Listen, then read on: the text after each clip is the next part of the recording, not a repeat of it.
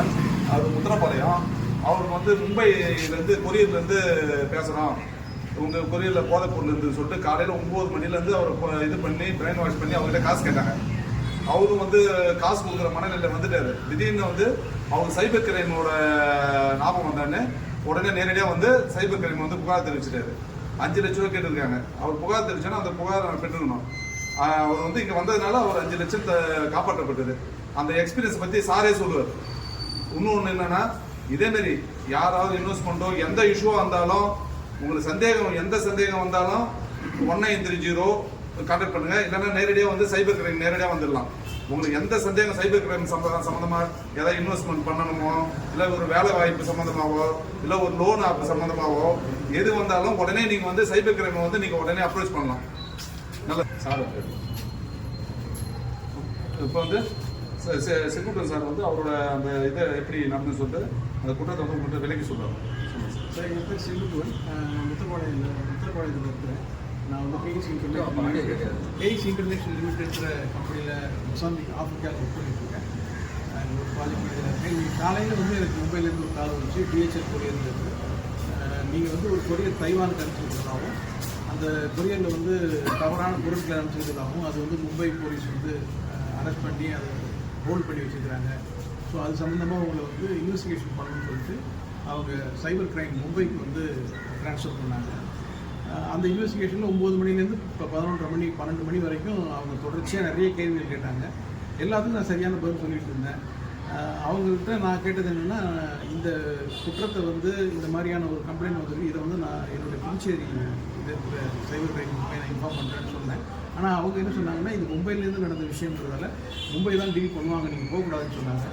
நான் அதை கேட்டுக்கிட்டு மற்ற விஷயங்களையும் கேட்டுக்கிட்டு அவங்கள்ட்ட பேசிக்கிட்டே இருக்கும்பொழுது அவங்க கடைசியாக என்ன சொன்னாங்கன்னா, இந்த உங்களோட மற்ற பேங்க் அக்கௌண்ட்டில் இருக்கிற பணங்கள் எல்லாம் சரியான பணங்கள் தான் அப்படின்னு வெரிஃபை பண்ணணும்னா நீங்கள் வந்து எனக்கு ஒரு 5 லட்ச ரூபா வந்து ட்ரான்ஸ்ஃபர் பண்ணுங்கள். உங்கள் அக்கௌண்ட்டை நாங்கள் வந்து செக் பண்ணிவிட்டு சரியாக இருந்ததுன்னா அந்த பணத்தை நாங்கள் திருப்பி அனுப்பிச்சிடுவோம்னாங்க. எனக்கு இது வந்து பெரிய டவுட்டாக இருந்துச்சு. நான் இருந்தாலும் நான் பேங்க்கு போகிறதுக்கு முன்னாடி எனக்கு ஒரு யோசனை என்னென்னா, நம்ம காவல்துறைக்கு போய் முதல்ல இதை இன்ஃபார்ம் பண்ணணும், சைபர் கிரைமுக்கு போய். ஏன்னா இது சரியாக தவறான்றதுன்னு தெரியாமலே நான் குழம்பிட்டு இருக்கிறத விட அவங்களுக்கு சொன்னால் சரியான ஒரு தீர்வு கிடைக்க நினச்சேன். இங்கே வந்தேன். இங்கே தியாகராஜன் மற்றும் அதிகாரிகள் எல்லாருமே ரொம்ப ஒரு ஸ்ட்ரிக்டான ஒரு ஆக்ஷன் எடுத்தாங்க. அவங்களுக்கே திரும்ப காவல்துறை பேசினாங்க, அது ஃபேக்குன்னு தெரிஞ்சுக்கிட்டோம். ஸோ இன்றைக்கி ஒரு பெரிய இழப்புலேருந்து என்னை மீட்டது இன்றைக்கி நம்ம போலீஸ் டீம்.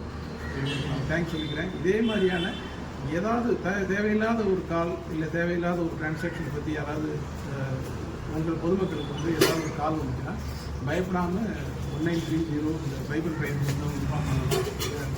கோரிமேட் அவங்க ஆஃபீஸ்க்கே வந்து உடனடியாக மீட் பண்ணலாம். எந்த தயக்கமும் தேவையில்லை. முதல்ல நம்ம போலீஸ்க்கு நம்ம இன்ஃபர்மேஷன் கொடுப்போம், அவங்க எல்லாத்தையும் சரி பண்ணுவாங்க. நம்மள்டேருந்து பணம் பறிக்கிறதுக்கான நிறைய வழிகள் இது ஒரு இப்போ நடந்துகிட்டு இருக்குது. ஸோ இது ஒரு மக்களுக்கு அவேர்னஸ் வரணும். இந்த வாய்ப்பை ஏற்படுத்தி கொடுத்த இந்த மும்பை புதுச்சேரி காவல்துறைக்கு நன்றி சொல்லுங்கள்.